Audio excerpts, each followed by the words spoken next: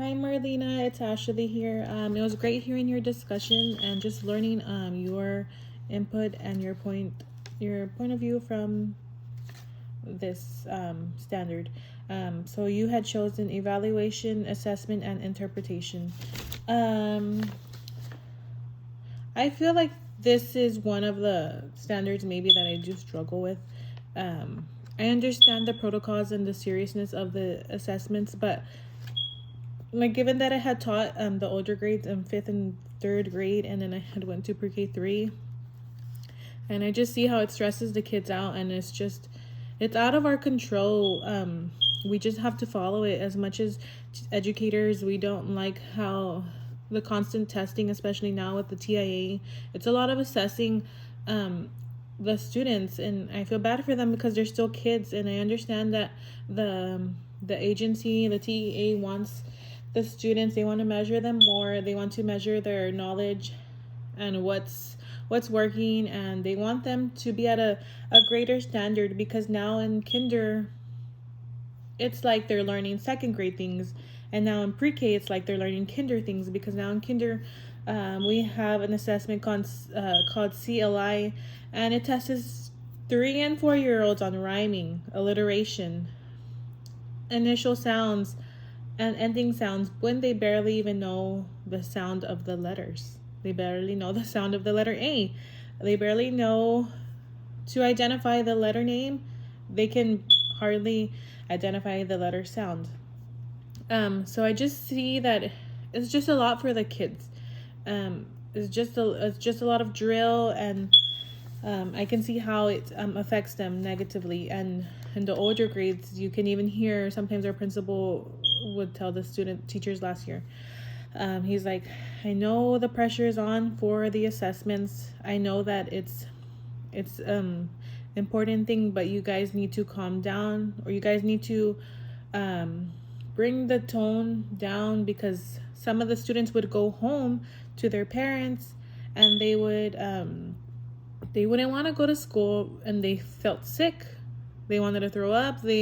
Their stomach was hurting because of their nervousness, because of these exams and all the pressure that the teachers are putting on them. But teachers have pressure from admin, and then admin from above, from the district. So it just goes on. It's a ladder.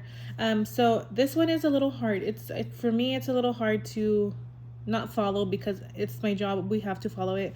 But for me to agree with it, not agree with it, but just to accept it, because confidentiality and dual relationships and things like that, I can go with, because I believe in that. But this one is hard because I see how it affects the students and how it affects teachers, and it just goes on and on with all the testing. There's just so much exams going on. But having these standards in place for this specific one, evaluating, interpretation, and assessment, it can help. So I'm interested more to learn about it and just to see the benefits of it. Okay. So you had talked about in yours, maintain confidentiality online assessments. Obviously, this is a given. When I had done the older grades and we would test, I was so terrified of losing my teaching license. I would not want to go against what the booklet was telling us to read, and I wouldn't even want to look at the students' screens, because I didn't want to make it seem like I was giving them answers and then leading to them cheating and things like that.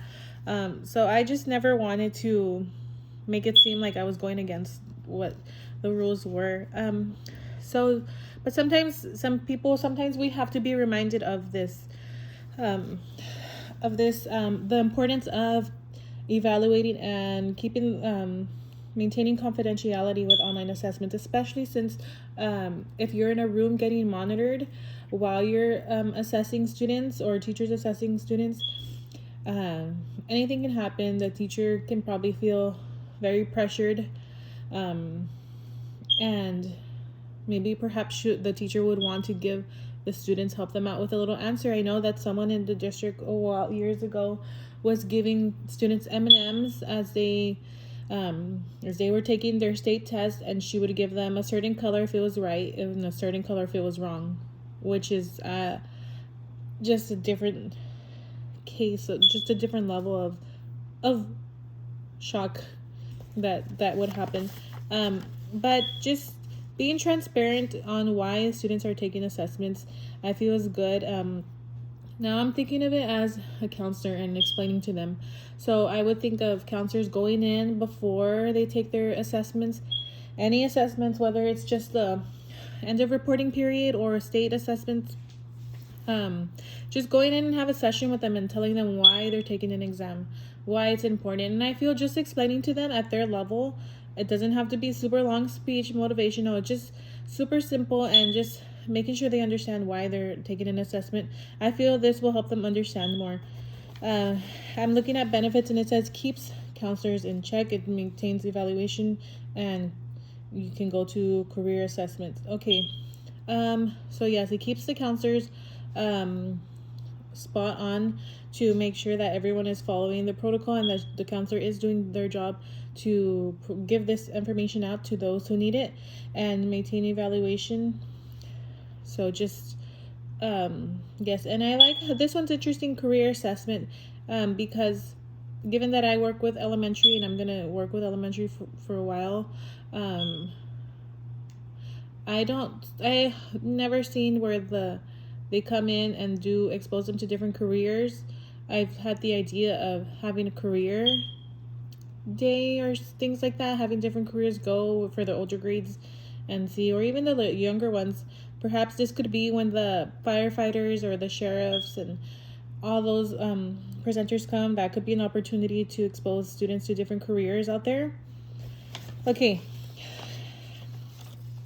Pitfalls.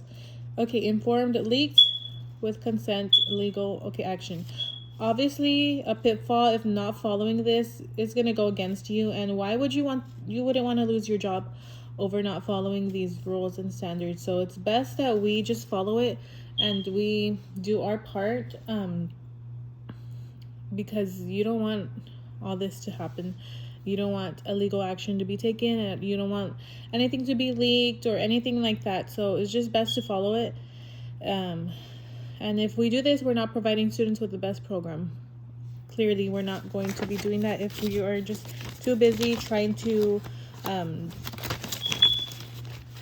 look only out after ourselves and try to make our job easier. But it's best that we follow it. And I look forward to learning more of this, because I see the counselor in our school.